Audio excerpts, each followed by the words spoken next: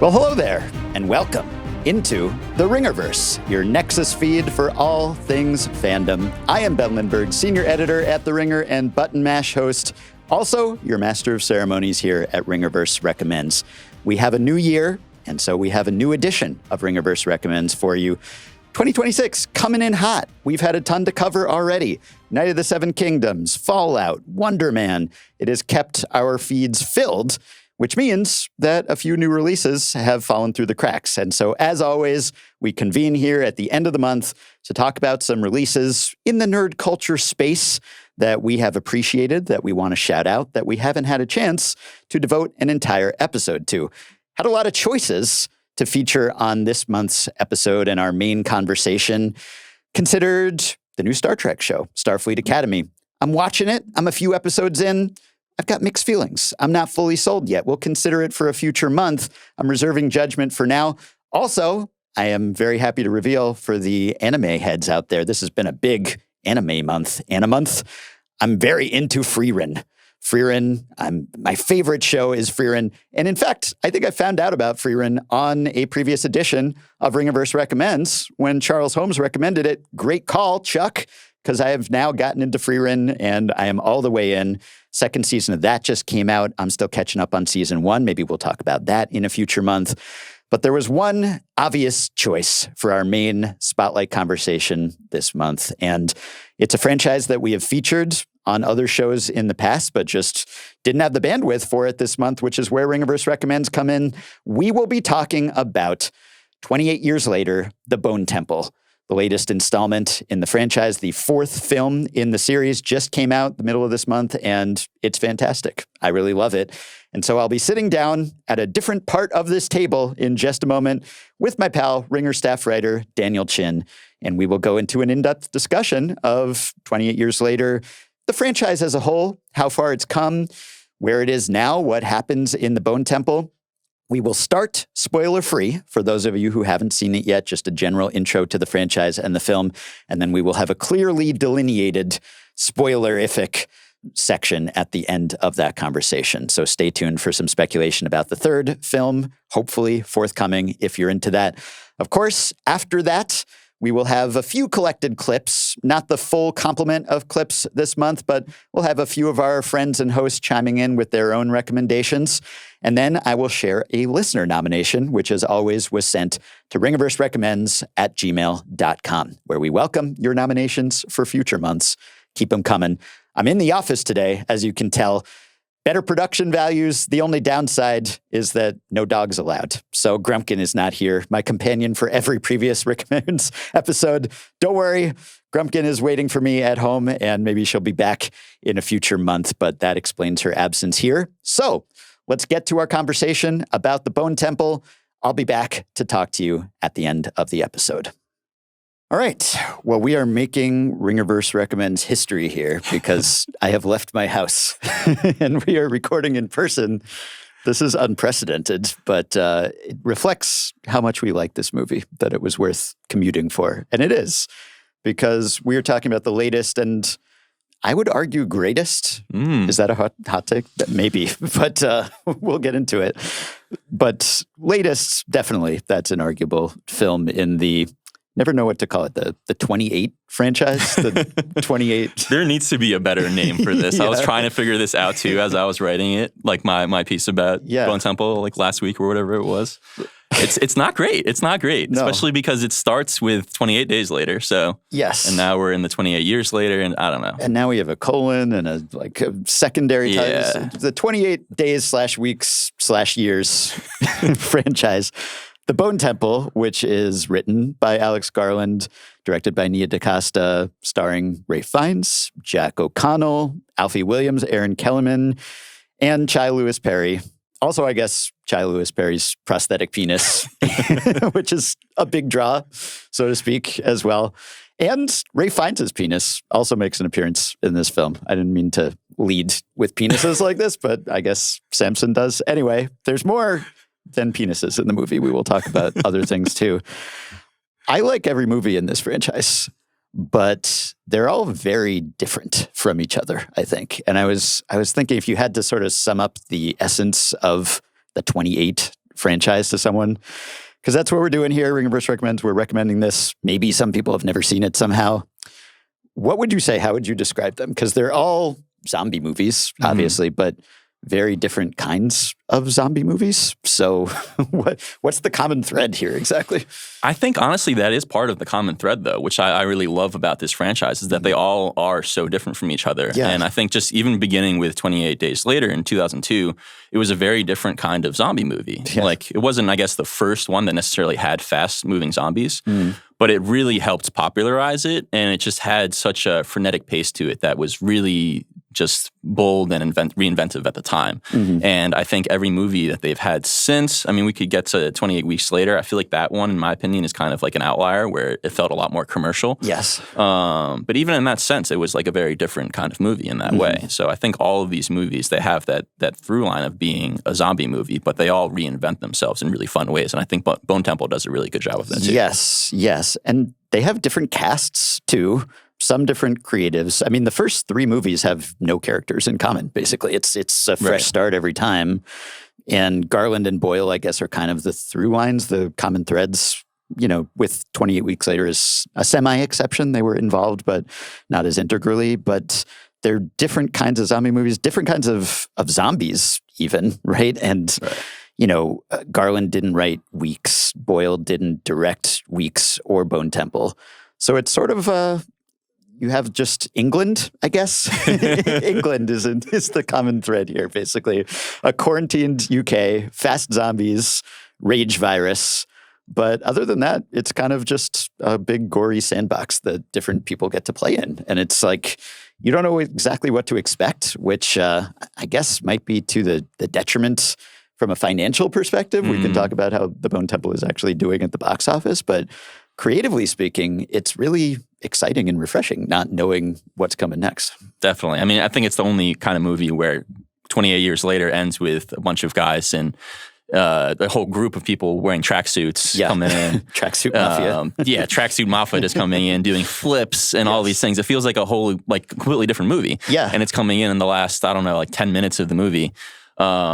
And yet, with Danny Boyle directing it, it just felt very natural in a way that's just I feel like no other franchise, no other movie can really get away with that kind of thing. Yeah. Even within the movies, the original it's 3 different movies in one. There's the isolated London all on his own, just wandering around. And then there's the in the city trying to survive, meeting up with other survivors. And then there's the whole third act with the soldiers and the countryside. So right, true. It does change a lot, which I guess can be jarring because you just don't know what you're going to get. But in a lot of other franchises, when you have franchise fatigue, it's because you do know what you're going to get. And so it's nice to be able to go all over the world and know what McDonald's will taste like, but then also how high is the ceiling, I guess. McDonald's is pretty good. But yeah, it's just, it's kind of, it's different from everything else and in sort of an exciting way. Another thing that stands out to me is that Weeks, at least, and Days, the first Days, don't really have human villains so much. There are flawed people. There are bad dads in both of those movies, I guess. And there are the Americans kind of killing everyone in Weeks, but we didn't mean to, we had to do it to stop the spread of infection, I guess. And so other than at the end of the first movie with the soldiers, you don't get that kind of Walking Dead trope of the culty, sadistic, power-hungry, roving bands or leaders.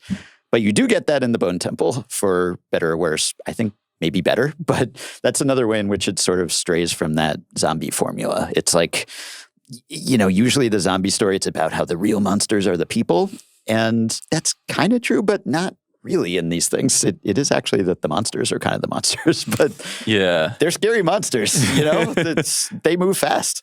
Yeah, and I think a big part of it was, at least moving from 28 Years Later to 28 Years Later Bone Temple, was that one of the sort of villains, at least one of the big threats, is Samson. Yeah. The big alpha.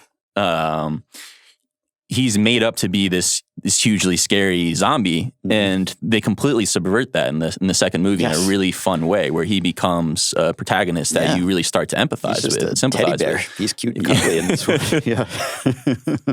one. And have you gone back and watched the old ones anytime recently? Because I did, I guess, before 28 Years. That's another thing. Yeah. It's like, the first one comes out in 2002, then there's a 5-year gap.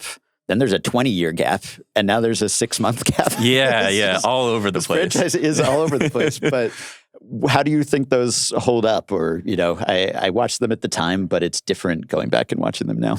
Yeah, I did the same thing as you, where I rewatched it ahead of 28 Years Later. Yeah. I mean, I still love the first movie. I think it held up a lot. I don't know. I feel like the one part of it that didn't really hold up that well for me was the soldier third act. Yeah. It feels a little like crammed in there, or like that could have been a whole other movie or something. Yeah, exactly. That's the way I felt. Mm-hmm.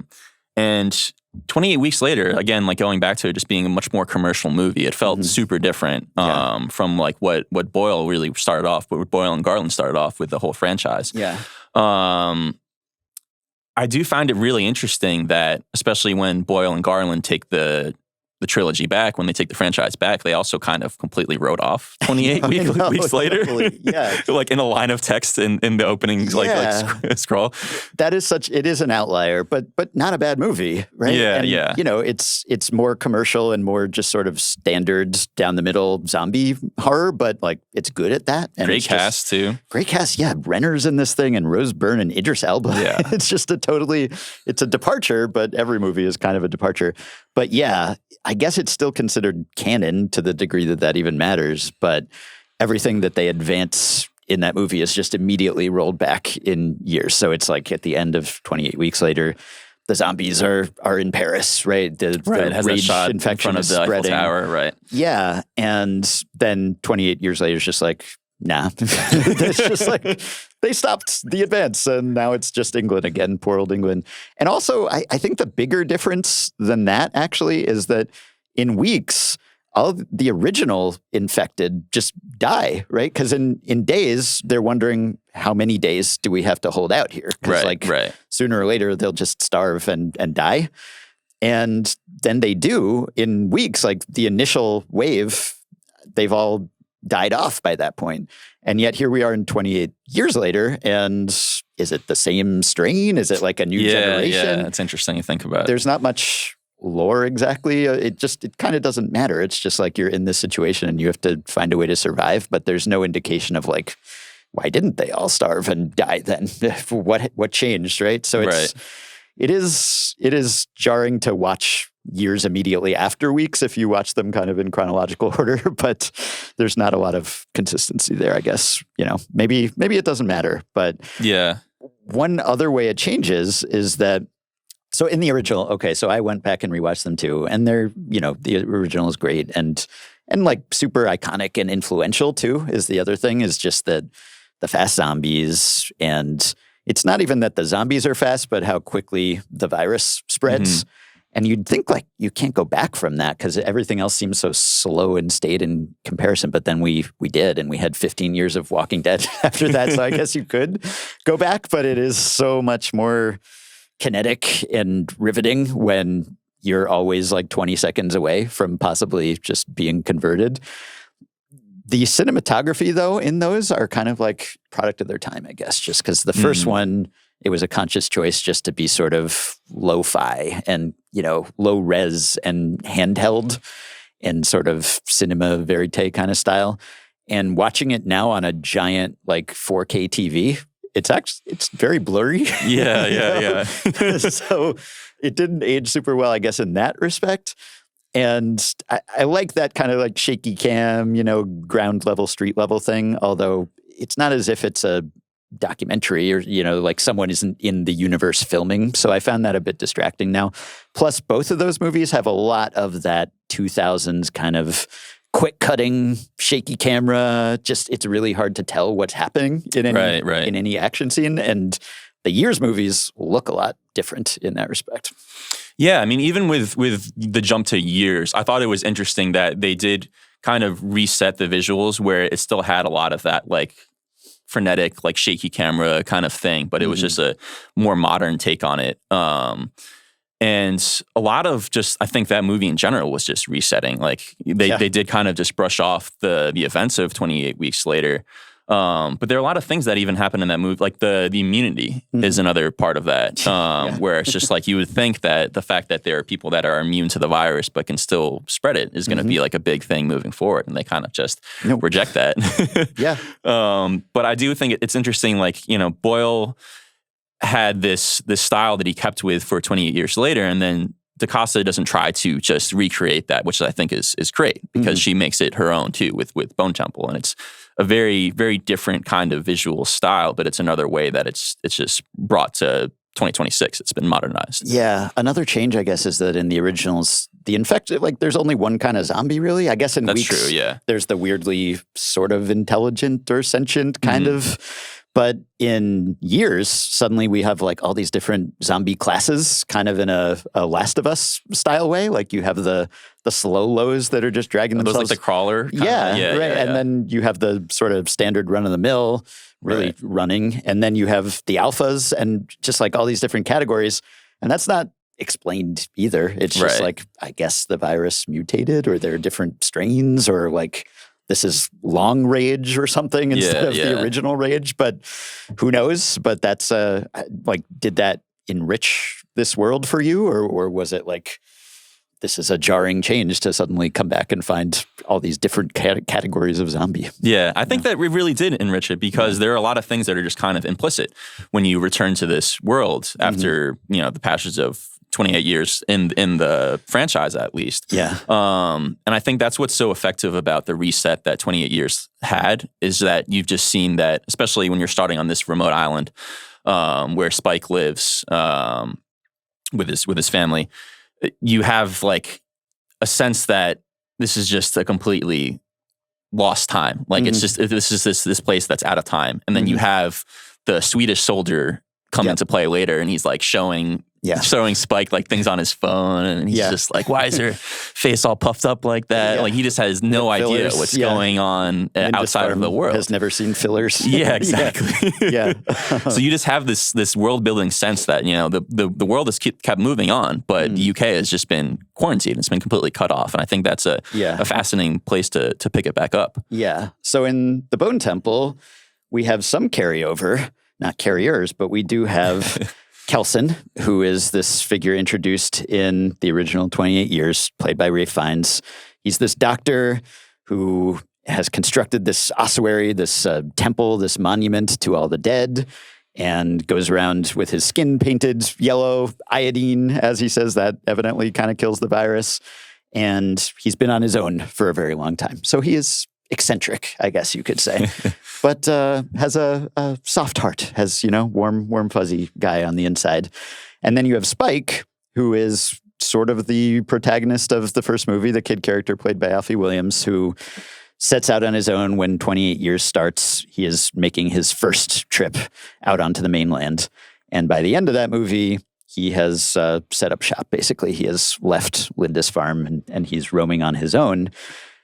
And then he runs into the Jimmies, which are just the central antagonists of this movie. So this is a bunch of blonde wig wearing, just unhinged gang that is following the lead of the main Jimmy, who is also, we see him as a kid in Years. Right. And we know that he survives, and his dad was a priest, a vicar, who embraced the dead and was welcoming the apocalypse judgment day.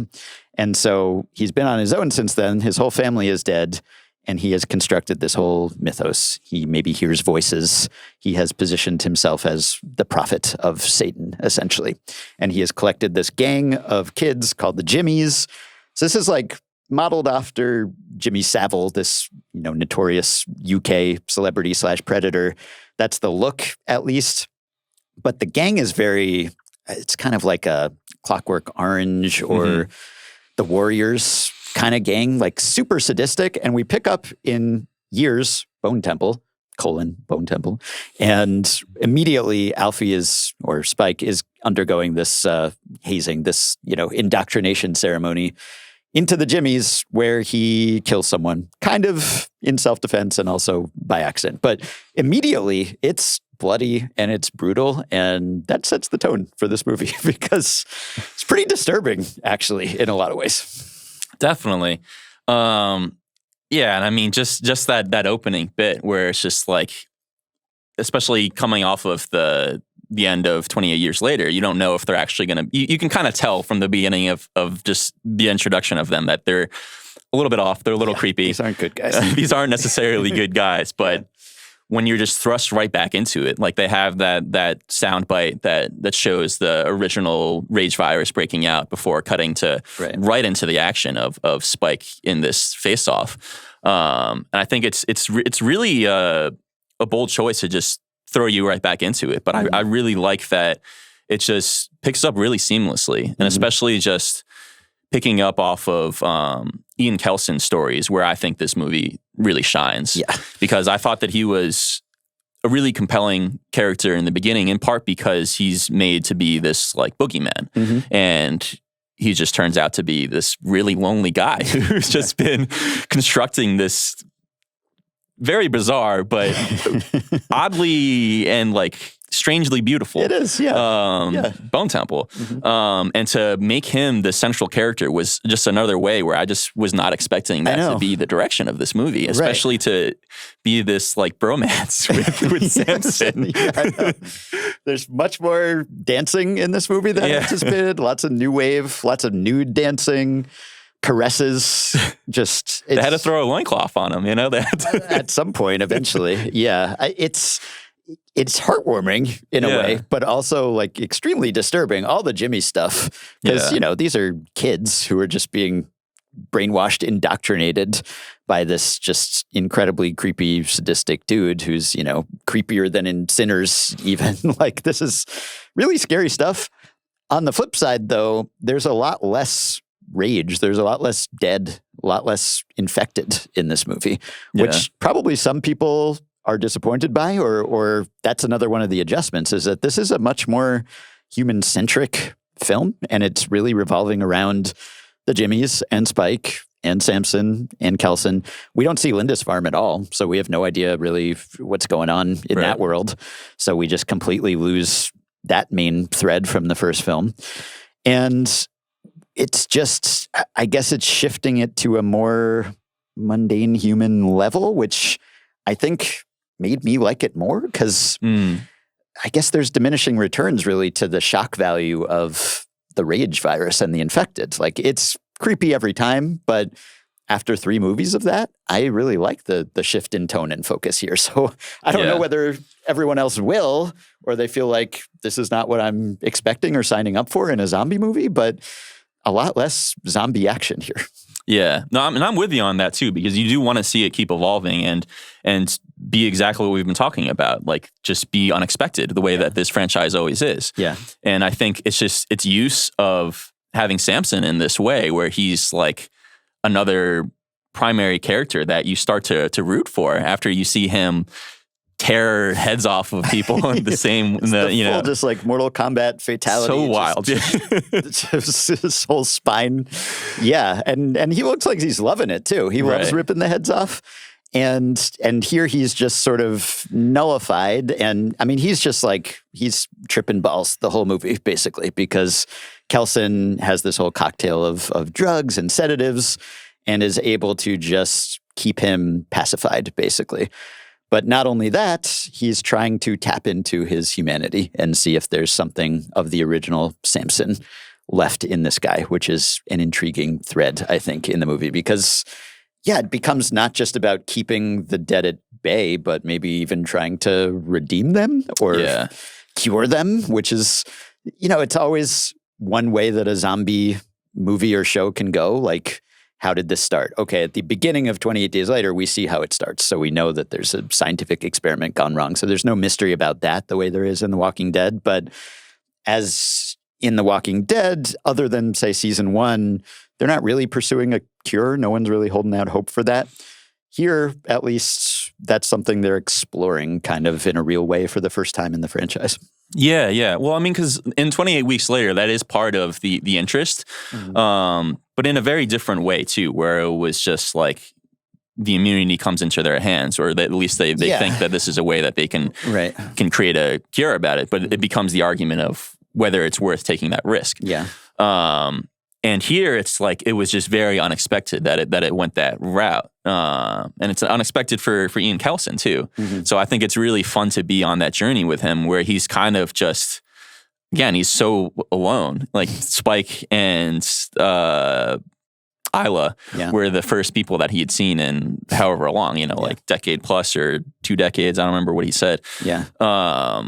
But he's formed this bond with Samson. And I think that the first movie does a really good job of setting that up too. Like, I think it's just the fact that Alex Garland has written this new trilogy all at the same time really shows, because it really is such a clear like thread through the three. Well, we'll see what happens if the third movie gets made and what the third movie looks like. But between these two movies, at least, there's such a clear transition between the two, and the way that they just work together, I think is really great. I felt a bit bad for Alfie Williams because Spike doesn't have a whole lot to do in this movie.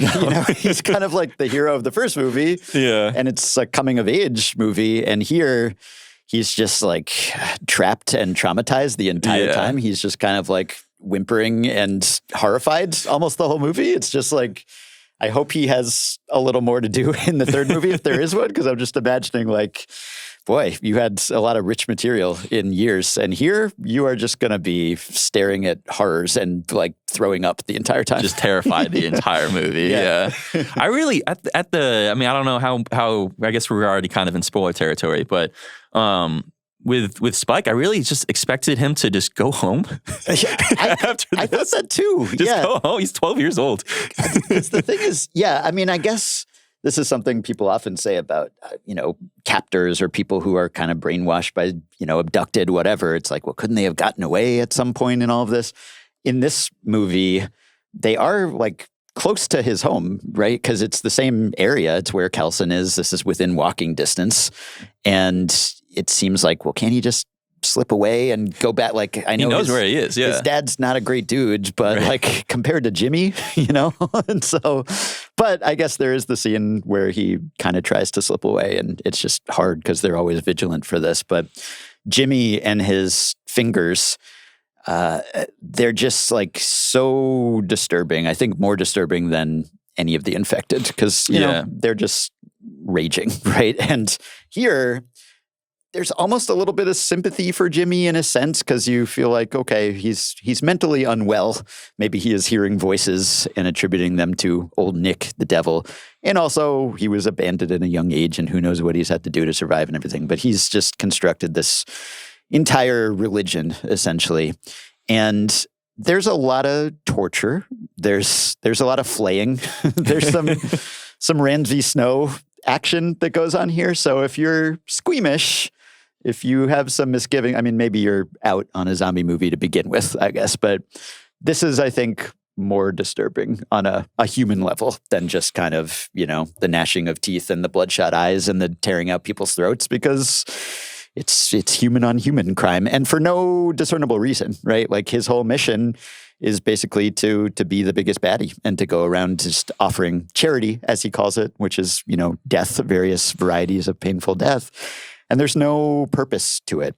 Yeah. I guess he wants to just increase the size of his flock, but mostly he wants to maximize suffering. That's just what he's after. And there is one scene, though, where he finally meets Kelson, and they have this kind of candid, almost tender conversation. It's strange because you've seen him by this point just inflicting just terrible crimes on everyone he meets. And so you're immediately worried for Kelson. And yet they have this very civil exchange, and they kind of understand each other. And you can almost see the inner Jimmy, who's just like Arrested Development, like never really grew up, was just imprinted with his dad's mania when he was 8. And you do kind of feel for him. You definitely want him to like get killed, but also there's like a little bit of pity there. It humanizes him, I guess, so that he's not just purely kind of a cartoon character of a bad guy. Yeah, no, that was one of my favorite scenes of the movie. Yeah. And I think it's so effective too, because Jimmy is this character that's kind of stuck in time, but it's also like a past that he's misremembering, and he's also just trying to recreate in his own image, or however he needs to cope with this new reality.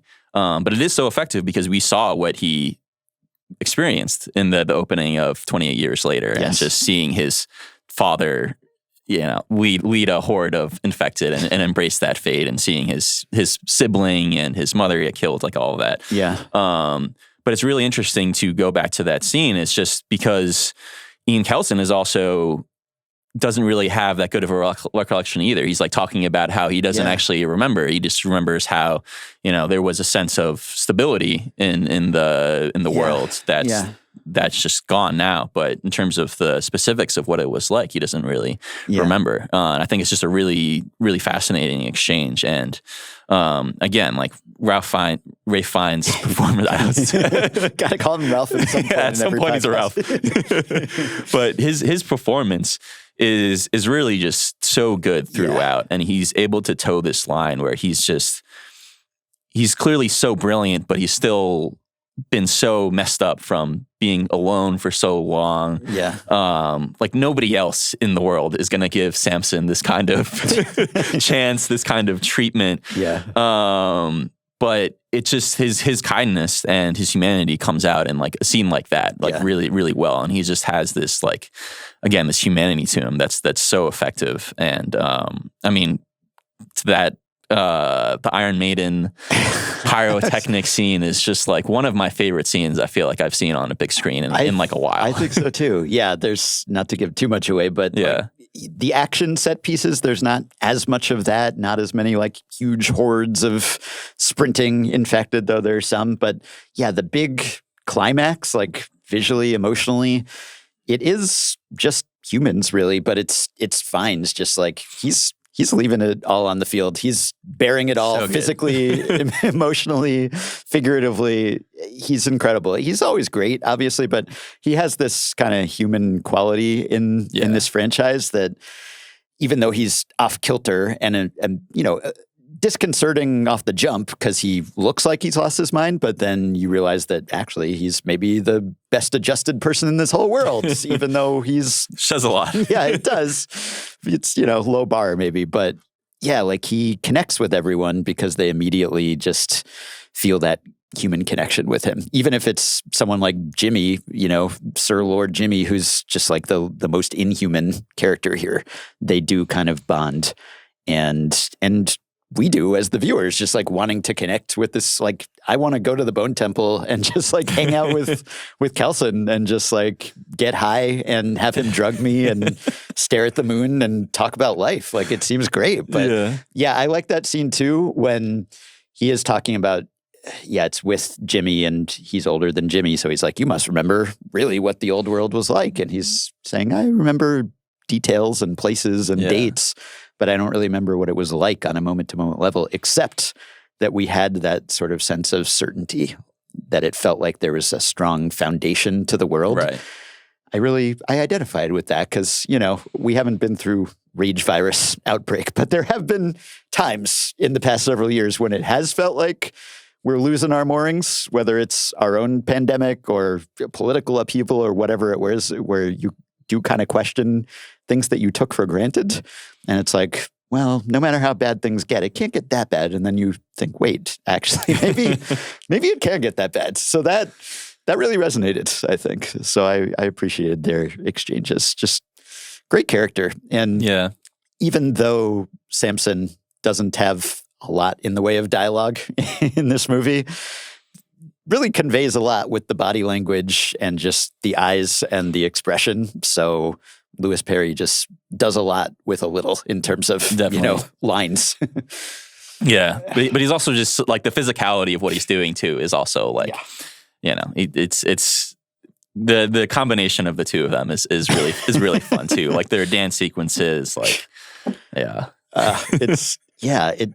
don't know what it was, but I got this feeling from this movie where I've liked all the movies in this franchise, but this one I just connected with more on an emotional level. Like this was more special to me in a way than all the others, which all have their merits and their strongs. But this one just felt so distinctive, and I connected with it in a way that I hadn't with the other movies in this franchise. So that's why I was saying arguably greatest, because I think it's actually my favorite film in this franchise. I might be with you too, honestly. And I think what really separates it for me, at least, is Ian Kelson. I think having that character come back and to really have a clear development from the previous movie. Like, it's, as we were saying before, it's not a franchise where you have characters that are in multiple movies. And to see him become the central character here, and just to have he's just, I think, the perfect vessel for them to kind of tell the story that, and the interest that they have in this franchise of kind of just showing what's happened to the UK after it's been cut off for almost 30 years and just what this virus has done and how it's transformed this little slice of the world in so many different ways. Yeah. My only note, I guess, on the appearance of Kelson is that in that big show-stopping scene you referenced earlier, where he's putting on a whole show and he's got this dark eye makeup on, and he looks like Voldemort, like exactly like Voldemort. Kind of took me out of the scene because I'm like, that's Voldy. That's he who shall not be named, right? And it's like crossover, you know? So that was a little jarring, just the similarity in appearance. But I think he like channels it in a way that's really fun. Yeah, maybe it's intentional even. Maybe that's the way I felt it, because I felt like he was drawing on it, but then there's also just like this humor in it. I don't want to give too much of the specific details of it, but just there's such a humor to his character where he's just going along with some of these things. Yeah. So I think you can kind of see in his performance too, where he's putting on a show as well. So I think that's what's really fun about it. So I think we're not alone in really responding to this movie. We're kind of alone in having seen it, unfortunately, which until Ringerverse Recommends comes out and then everyone says, oh, Bone Temple, we should check that out. Then we'll get the Ringerverse Recommends bump. But in terms of like critic ratings, user scores, it has the highest IMDb user rating of any movie in this franchise, highest Letterboxd rating, highest Rotten Tomatoes user score, highest Rotten Tomatoes critic score. So among people who have seen it, they do really seem to love it. And I don't know whether that's just because only the diehard 28 lovers are seeing it, and so it's kind of a selective sample. It's like, if you have seen it so far, you probably like it. Plus, it hasn't been out that long, so you've gone to see it in theaters. You must like be into this series.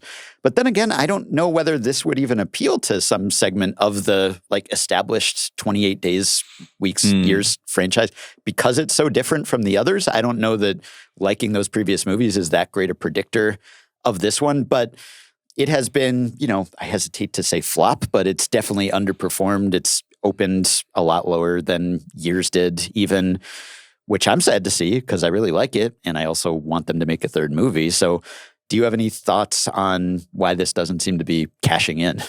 Yeah, I mean, it could be so many things. And I'm really bummed out by it too, because I want to see this movie do well, because I really enjoyed it. And I hope that this, whatever happens, I mean, hopefully it turns it around somehow. Yeah. But you just don't want to see it kill the franchise or kill the trilogy from happening after they only just greenlit it, I think, in December.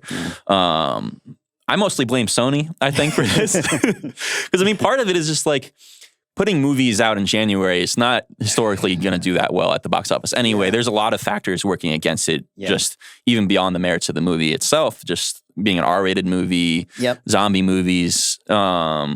I was really just trying to think about whether it was effective from like at least a box office standpoint of releasing the movie so close together with the other one. I kind of feel like it wasn't. Yeah. From a consumer and from a viewer, I thought it was awesome because it's so rare for it to be like such a seamless transition where the same sets are used, the same locations are used. I didn't have to rewatch it. Yeah, exactly. You don't have to rewatch it. It was fresh in my mind. Yeah, exactly. But then with like a child actor like Spike, like with Alfie Williams, he's the exact same age. Like that never happens. Yeah. There's no loss of like the main cast that they're looking for with this. I think from a creative standpoint, it's super impressive just to see how quick of a turnaround it was, and for it to still not just feel like they were tacking it on for I would say a cash grab, but it's not making the cash to warrant that right. kind of name. Yeah. So I think, part of it too is just 28 days later franchise, 28 years. Again, like, what do we even call this franchise? I think that speaks for itself in that it's not exactly a major franchise that's going to be having people flock to the theaters. Yeah. And I feel like there was minimal marketing. I think all of these factors, like, it could be any combination of it. Yeah. I took a picture of the theater where I saw this, and I got to show you this, and I'll get Steve to throw this up on the screen so everyone here's. Oh no. It looks like post-zombie apocalypse. Yeah. If you zoom in, there is the back of one head up there. So it was me and this one other guy in this theater, and like Nicole Kidman and big swinging dicks on this, just watching the prosthetic penises, me and this man in a theater by ourselves, separated by one row, which was great because like no one was distracting me. But now in defense of this movie, it was at 10 o'clock screen. I was gonna say, in fairness to this movie, that was a 10 p.m. screening. On a weeknight, no less. True. What theater was this? It was on 84th Street. 84th Street. Yeah. Okay. So, I just had to. I was still frozen snow, and all these things. It's cold out here. Extenuating circumstances. Yeah. And who goes to see a movie at 10 o'clock on a Wednesday? My daughter was in bed. Like, I got to take movie time when I can get it. Fair. So that's probably why. But that is also sadly sort of reflective of the broader appeal of this thing. And I do think, sometimes, even though as a viewer, it's great to have this quick turnaround, for the audience, 6 months, it's kind of like the Solo, a Star Wars story problem, maybe. Incredible classic movie. Everyone agrees with me. But, just kind of flooding the zone, and maybe people aren't ready for another film in that franchise yet. Also, maybe just the Bone Temple, did people know what this was? Does it seem like a spin-off or sort of like a side quest? Like, are people even aware that this is a trilogy in theory? And also, I guess, you don't know this until you actually buy a ticket and watch the movie, but the tonal shift and the lack of just zombie action, if you're looking for that, you're not getting as much of it here. Maybe you don't want the sort of like buddy dramedy of Kelson and Samson, or just like it's quieter, it's calmer at times at least. And so maybe that didn't help with the marketing also. Yeah. And just people don't exactly know what to expect from one film to the next. And so if it's been 20 years for interest to build up, that's one thing, or even 5 years, but 6 months. So I guess it's probably some combination of all of the above, but I hope the word of mouth, which we are giving it right now, I hope people check out this movie, because it's great. It's just a really great movie. And DaCosta, I think, did a great job, just like visually, everyone's just kind of putting their own stamp on this universe, but it's just a beautiful film too. Just like the juxtaposition of the pastoral scenes and the rolling countryside, and then the horrors that are being perpetrated in those fields and valleys and hills. So, but it's great to look at, and just such striking imagery. So please go see the movie, Go see the movie. We're recommending it. What else can we say? Now, I guess we'll stray into spoiler territory, sort of hard spoiler territory here, just briefly at the end of this thing. So be warned, spoilers. I don't want to dissuade anyone from seeing this thing in theaters or somehow. But, okay, so we talked a little bit about the pursuit of the cure, and Kelson trying to appeal to and salvage some humanity from Samson, which he does with great success. And at first he coaxes a word out of Samson. He looks at the moon. He says, moon. And then when he gives him this cocktail, not just of the sedatives and the morphine, but the antipsychotic drugs, he seems to return to himself, And by the end of the movie, he seems to be more or less back to his old self. Way bigger, I guess. Got to be jarring to wake up in the alpha body. You're like, my dick is huge. What happened? What? I'm enormous. Assuming that wasn't the case before, which we don't know. We didn't see pre-alpha Samson. But I wonder where this is going to go, because Kelson, sadly, does not survive the film. And so is his research lost? Like, yeah, is Samson going to be the only one who comes back to his senses? Is this even going to be something that the third film, if there is one, picks up? Or will it just be dropped like the whole Carrier question was?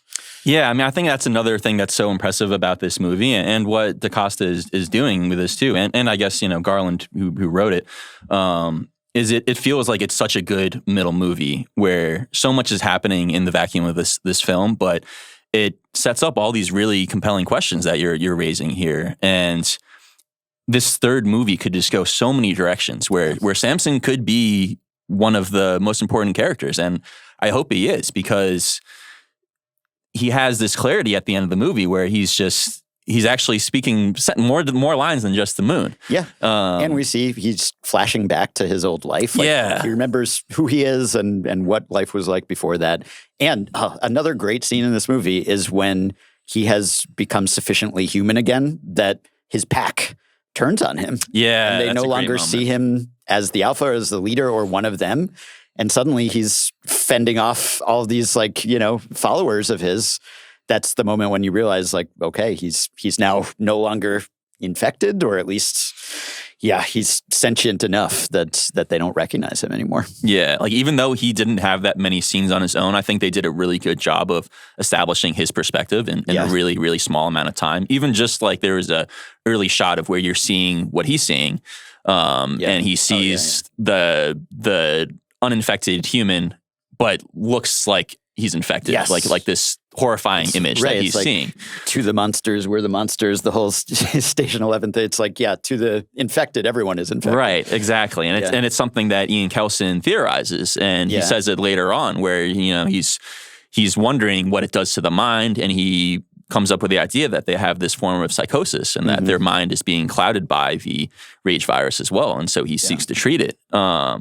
So just having that little moment early on and then circling back to it after he's taken this concoction that Kelson's made, he just having that moment of clarity where you see him as a child, see him as an adult, and then just that moment of where he just speaks and he says something sorry, I don't have my ticket, something like that. Yeah. Where he's just picking up seamlessly where his mind last remembers. Yeah. And it's really small moments, but it's so impactful, and it really just establishes his character in such a short amount of time. Yeah. I would hope that Kelson documented this research in some way. Did you see him, writing some notes? He's got some papers. So in theory, if the whole place didn't burn down at the end, then someone could come along and see here's the formula, here's the drugs that I have to, or Samson himself. I don't know how well he remembers what exactly Kelson was, because he was high the entire time. So, not sure if there's memory loss of just constantly being drugged. But if he remembers, here's how I came back to my senses because Kelson gave me this, and maybe he wrote down, here's the pill, here's your prescription, basically. I don't even know if I want a third movie to just be about that, about curing rage or infect, which I guess would be a way to sort of neatly resolve everything if they don't want to have this be a just everlasting franchise and keep making more movies forever.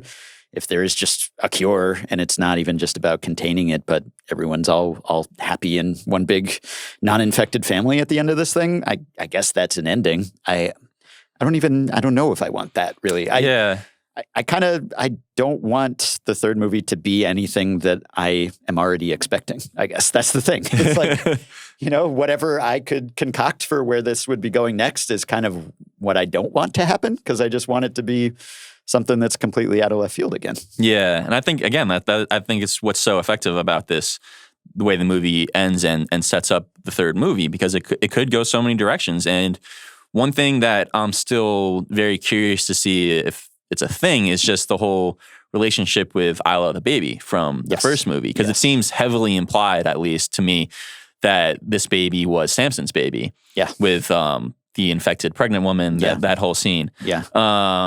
And because we don't Another little wrinkle that I didn't even mention earlier about new infected lore, they can have babies. Exactly. Right. Yeah. There's so many things that they establish here without really telling you much, which I think is a great choice. Yeah. Because it leaves you to wonder what's happening with this. There's no like exposition scene in these, or at least in these latest ones where someone just kind of catches you up. I mean, okay, like Lindisfarne, we learn about the rules and how they've survived all this time, but there's no one who just like the data dump, just like, here's the lore, here's what you missed in the last 28 years. And someone just reels off all the developments. There's a couple lines of text and then it's just show, don't tell, you know? We just get our bearings as we go. It's like very natural when they do it. It's like it's Antarian Johnson. I forget the name of his actual character. Yeah. But as he's like walking out with Spike, it's like he's telling him all these things. But it makes sense. He's taking his 12-year-old kid outside of the island for the first time. Yeah. So it's just the fact that they're not holding your hand, I think, is a really good choice because a lot of these people don't know either. It's not like there's the internet anymore for them to track what's happening with the rage virus across these 28 years. Yeah. They have no idea. And really, the one person that seems to have a good grasp on anything is now dead. Yeah, that's true. Yeah, that was an elegant way of just setting the scene, like laying the groundwork, familiarizing us with the rules. I always appreciate that because in movies, you can always kind of see, you know, they have to get that info in there somehow. And sometimes it's more transparent and obvious than others. So in this case, it's like, all right, I see what you're doing here, but it makes sense. You made it make sense. The other thing that we haven't even touched on, of course, there's no post-credit scene. This is not that kind of franchise, really. But there is a final scene, which is pretty momentous. At the end of the Bone Temple, we see an old friend again for the first time in 28 years, or, 25 almost in real life. Jim is back. Not Jimmy. Also kind of confusing. So many Jims, so many Jimmies. But Cillian Murphy is back. He's alive. He is raising a kid.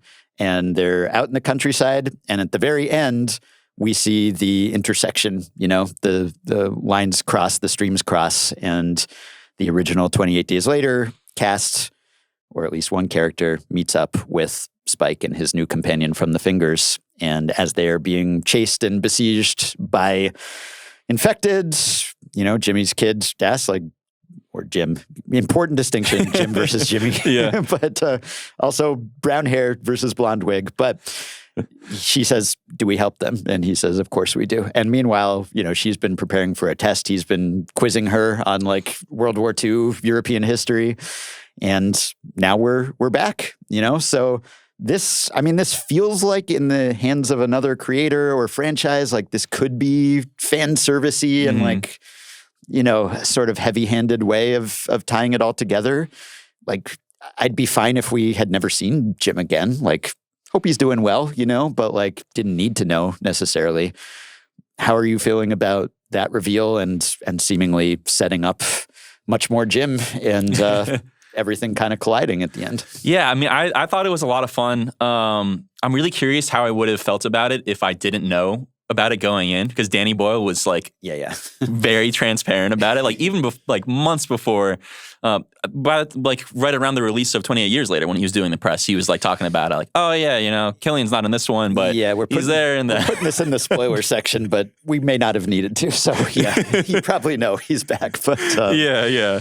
But that said, it still feels surprising to see him back on screen and actually coming back because, to your point, it doesn't feel like the kind of franchise that's going to do it. And it's a little bit jarring in itself, but no less jarring, I think, than having the Jimmies spring up at the end of the previous movie. Yeah.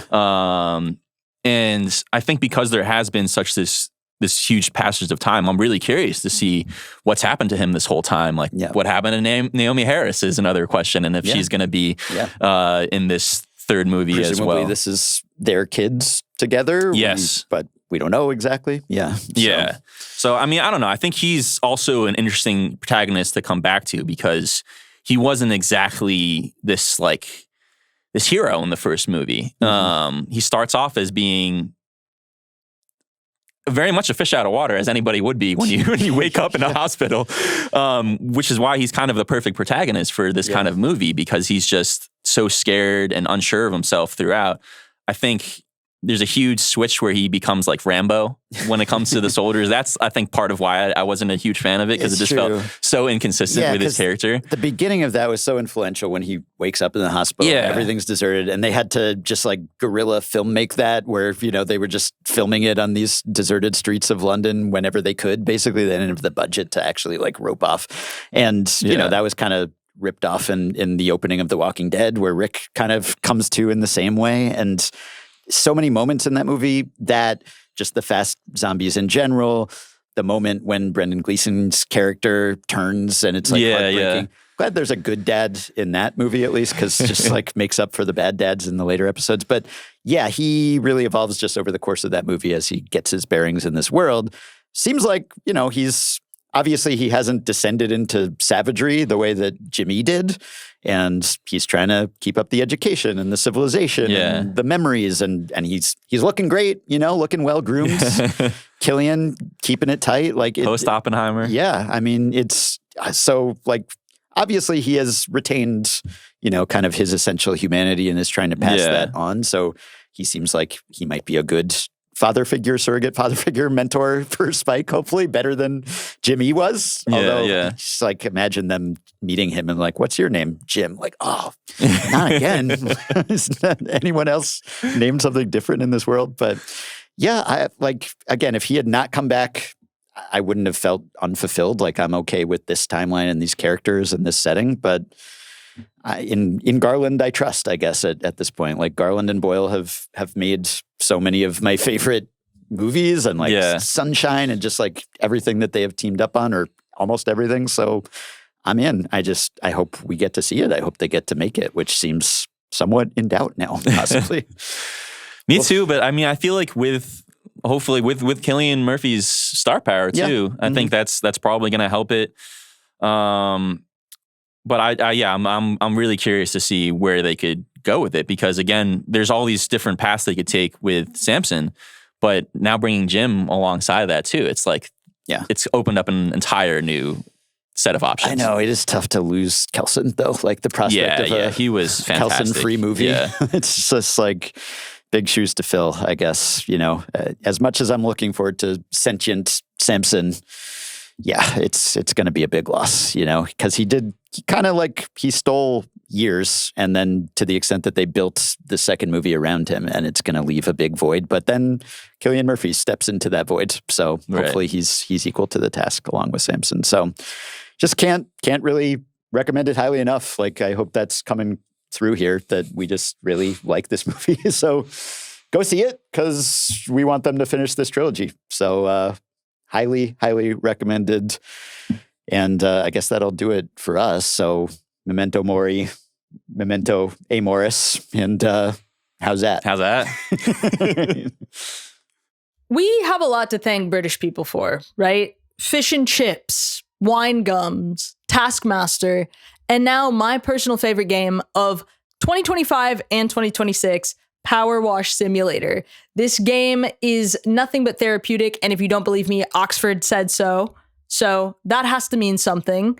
No, it's a really great game. It's $24.99 on your Nintendo Switch, but you can get it on Apple Arcade, Xbox, your Steam machine. This game is exactly what it sounds like. You walk around, you power wash things, you make money, you buy bigger, better tools to power wash more things. And I'm talking playgrounds, houses, motorcycles, vans, SpongeBob Big Guy Pants OK's house. It's great. There's nothing more I love to do on a Friday night than sit in my bed, and instead of brain rotting, I can power wash something and feel a sense of accomplishment, gratitude, usefulness, if you will. So do yourself a favor, veg out, play Power Wash Simulator, and thank me later, because you're going to have the time of your life doing it. What's up, Ringiverse family? It is Arjuna here with my Ringiverse recommendation for January. And I'm going to go with Percy Jackson Season 2. Just wrapped up recently, the second season and everything. And I want to recommend it just because it's a really fun show. Disney Plus has had a lot of hits and misses over the years. I know our Ringiverse fans are well aware of that with all the Marvel and Star Wars shows and everything. But, Percy Jackson is great. It's a really fun adaptation of the books. I think it's a better adaptation than the movies were if it came out quite a few years ago. And it's season 2 kind of continues it and pushes it forward. And so it's all available right now to stream. You can binge it if you want, which I think is always fun and sometimes better for shows in particular to just enjoy them and get through them and not have to wait week to week sometimes. So I think that's really great. And then the nice thing about Percy Jackson is that not only has it been renewed for a third season is filmed, taped, and, as they just recently revealed, will be coming out this year. Probably at the end of the year, but at least you won't have to wait, 18 months or 2 years or 3 years for the next season. It is coming out. It is likely coming out at the end of this year, and they've confirmed it's coming out this year. So, the latest it could start is at the end of the year. So that's really exciting to have as well, where you won't have to wait too long for more Percy Jackson. So I definitely recommend checking out Percy Jackson. What's up, Ringerverse? Steve Ahlman here with another recommendation for the month of January 2026. I'm talking about a game that actually has been updated for a couple of years now, and that recently got a brand new DLC. I'm talking about Cult of the Lamb Woolhaven. This is a add-on DLC to the base game of Cult of the Lamb, and this is a massive improvement from the original game. Before I talk about that, Cult of the Lamb is something that I think that you guys might like. It's got action roguelike elements, and it's got a little bit of Animal Crossing in there where you're farming, you're gaining new followers, you're tending to this flock, you're giving sermons. It's a very cute and interesting art style of like this very like Gloomhaven children's storybook with hyper violent and often grotesque designs. It's really beautiful. And this new Woolhaven DLC adds split screen co-op, as well as a bunch of new features for your base and new areas for you to fight.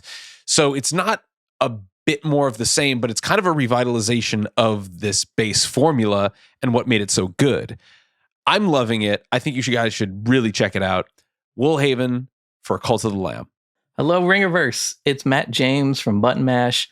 I'm back this month to give you another video game recommendation. And this month, I'm recommending a game that you play with one single button. It's called Rhythm Doctor. It's out on Steam and all of those Xboxes. You play an intern at a hospital that treats patients by syncing up with their heartbeat. And in each level, the music plays, and all you got to do is hit the button on the 7th beat of each measure. And that sounds pretty easy, but this is actually one of the more challenging and unforgiving rhythm games I've ever played. You'll often fail levels on the first try, but when you finally push through and a particular rhythm clicks in your brain, it's a pretty exhilarating experience. And despite the fact that you're only pressing one button in each level somehow manages to feel very fresh because it introduces some new concept each time, whether it's silent beats or some weird time signature or treating multiple patients at once. The game's original music is fantastic and genre diverse, and it's got this modest pixel art style that does absolutely insane, surprising things during gameplay. And despite being a rhythm game, Rhythm Doctor actually has some pretty interesting things to say about the intersection of healthcare and capitalism, which is a little surprising for a rhythm game. But if you feel like you have a decent sense of rhythm and you don't mind a bit of a challenge, I definitely recommend Rhythm Doctor. Okay, hope you enjoyed that chat. Usually, this is where I recap all of the picks, but little behind-the-scenes inside baseball here. As I'm recording this, I don't know what all the picks will be, so I can't yet recap them. But because they just played, and you just heard them, and there weren't that many of them, so you probably don't need to be reminded about what they were. But thanks to everyone for contributing their clips this month. And one more person to thank, our listener nomination, loyal listener and participant, JB Bonifacio, who has written in again. He's one of our anime fans, and he is stepping up with a recommendation that he sent to ringreverserecommends@gmail.com, and I will read his submission now. JB says, I'll never forget being back in undergrad in the 2000s when one of our friends, Tom, said we should all watch Naruto. Why? We all said. It's basically Harry Potter, but with ninja.